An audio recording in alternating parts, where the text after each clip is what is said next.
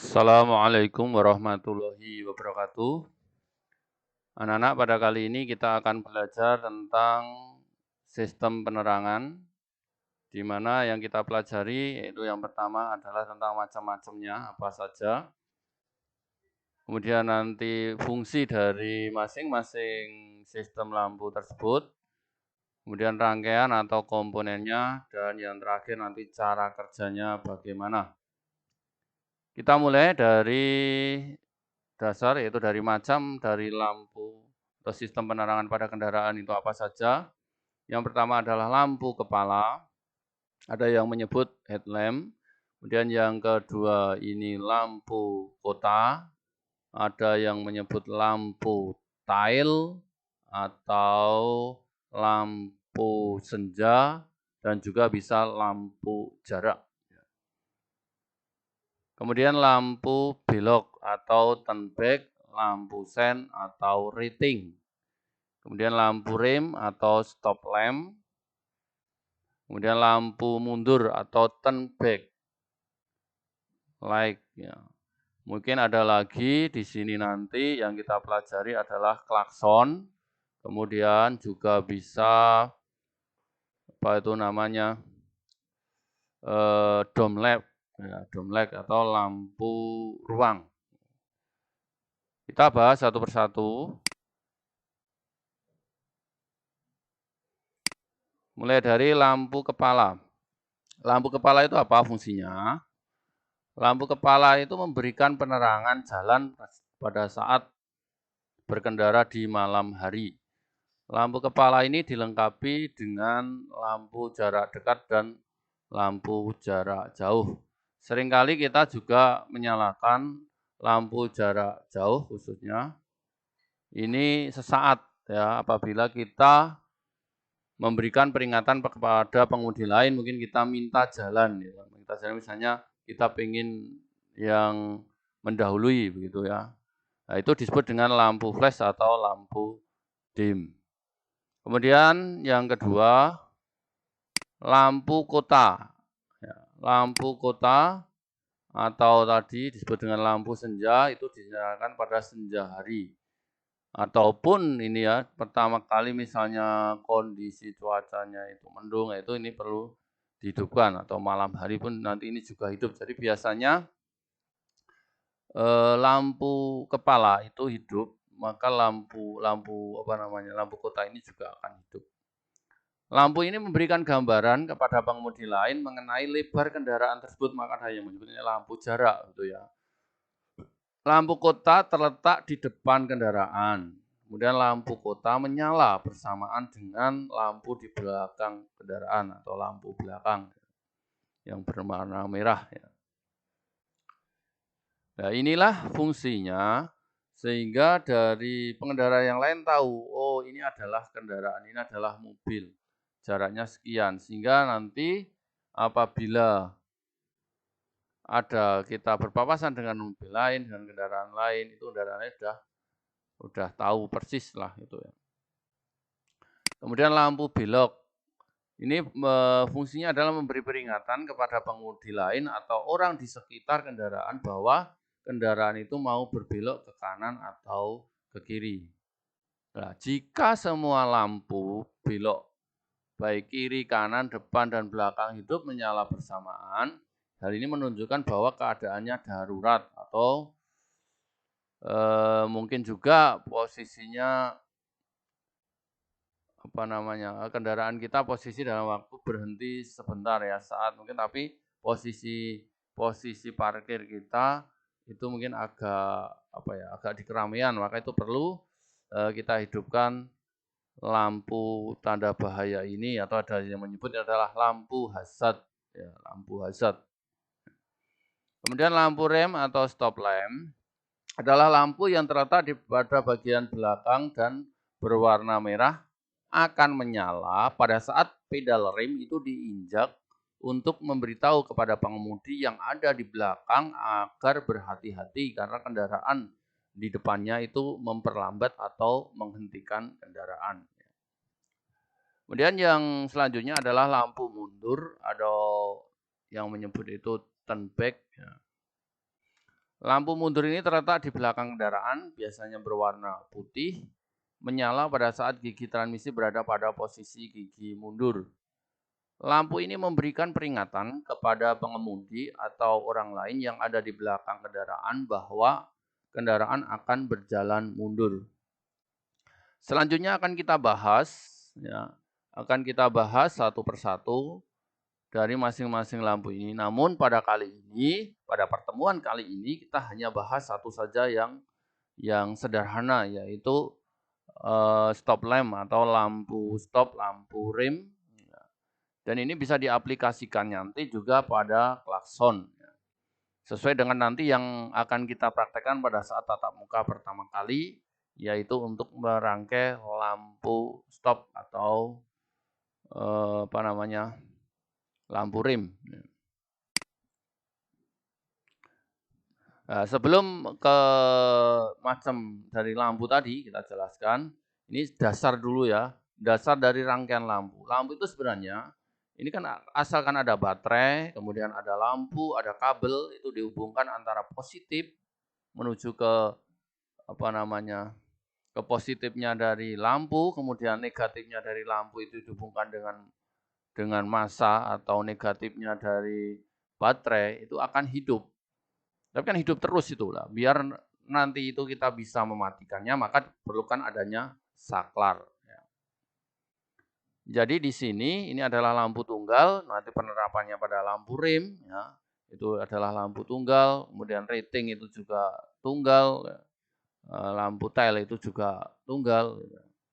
Jadi seperti ini.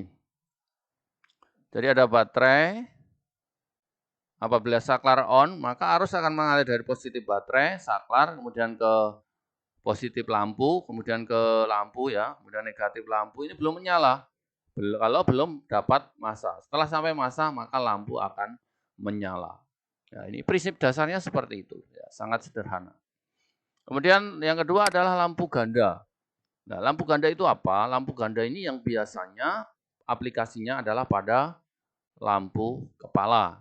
Jadi di sana ada dua lampu, yaitu lampu jarak dekat dan lampu jarak jauh. Ya. Ini untuk cara kerjanya. Jadi di sini ada dua saklar lah intinya ya, saklar utama, kemudian di sini ada saklar pemilah yaitu untuk lampu dekat, lampu jauh. Nih. Coba kita jelaskan. Nah, ini pas jauh ya. Jadi kalau seperti ini pas jauh dari apabila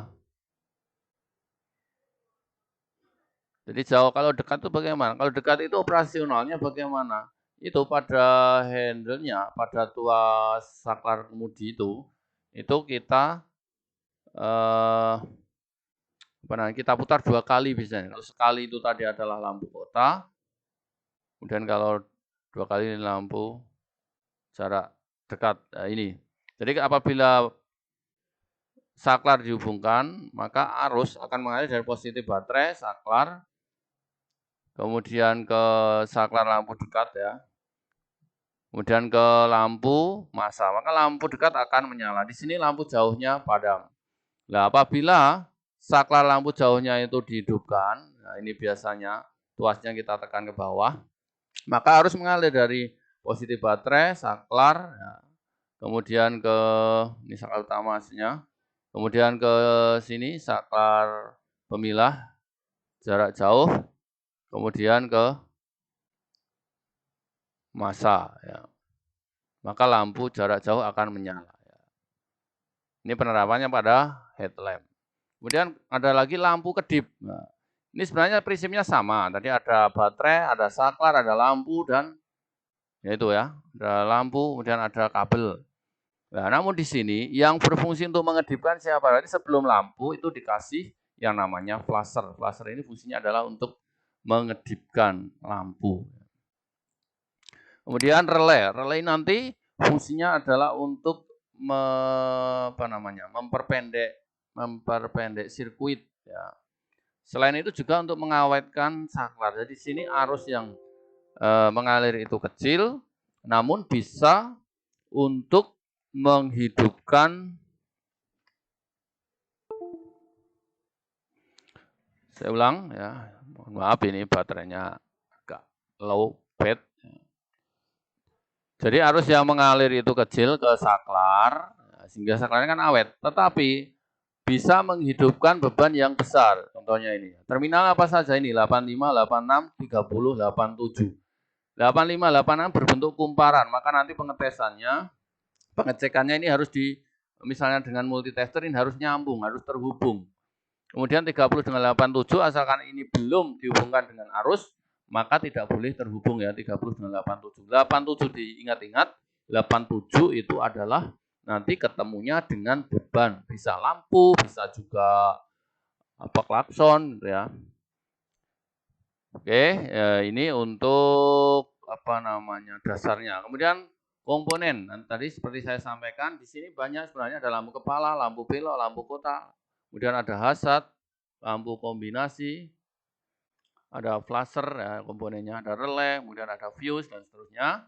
Namun yang kita bahas di sini nanti, kita hanya akan membahas tentang lampu rim saja. Ya. Maka kita lewati dulu lampu rim saja ini. Yang paling sederhana, ini lampu rim. Sesuai dengan nanti pada saat kita praktek pertama kali, nanti kita rangkai lampu rim ini. Komponennya apa? Yang dibutuhkan ini saja. Ada baterai, ada fusible link. Kemudian ini adalah simbol fuse. Ini simbol saklar. Ini simbol lampu ya, lampu tunggal. Ini lampu tunggal. Nah, di sini ada dua versi lah begitu ya. Yang pertama ini lewat kunci kontak, yaitu untuk hand rim itu lewat kunci kontak. Kemudian di sini yang satunya rem kaki ya, rem kaki ini tidak lewat kunci kontak. Ya. Maka cara kerjanya bagaimana? Ya. Untuk cara kerjanya, kita ambil lampu rem saja. Ya, ini cara kerjanya. Ini apabila peda rem itu diinjak, nah, di sini berarti kan terhubung. Ya, terhubung, maka arus mengalir dari positif baterai, fusible link, fuse, kemudian ke saklar, pedal, rem, menuju ke lampu, berarti positifnya lampu, kemudian ke massa, atau kalau nanti kita praktek itu kodenya 31, maka lampu akan menyala. Nah, ini tidak lewat kunci kontak. Nah, yang kedua, ini saklar rem tangan. Ya, pada saat kita hand rem, tapi kalau kunci kontak itu tidak terhubung, ya dia tidak hidup lampunya. Tapi kalau ini terhubung, maka arus akan mengalir dari positif baterai, kunci kontak, fuse, kemudian lampu rem atau dashboardnya, kemudian ke saklar rem tangan dan massa, maka lampu akan hidup. Massa di sini apa? Coba kita tulis massa ini, kodenya ini biasanya ini 31 ya. 31. Kemudian di sini ini terminal B. Kemudian ini terminal stop.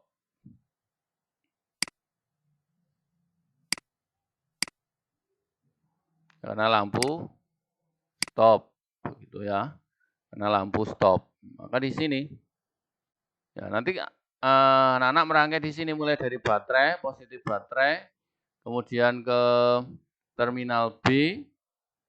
Setelah terminal B, terminal stop fuse-nya, kemudian ke saklar. Saklar itu biasanya kodenya di sini untuk rem itu biasanya ini 52. Kalau nanti yang kita praktekkan ya 52.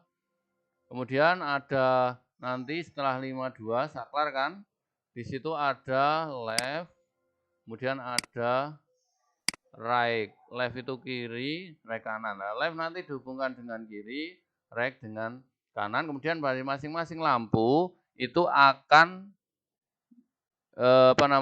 harus dihubungkan dengan massa, yaitu 31. Nanti kita praktekkan. Ya, mungkin demikian yang dapat kami sampaikan. Semoga bermanfaat. Assalamualaikum warahmatullahi wabarakatuh.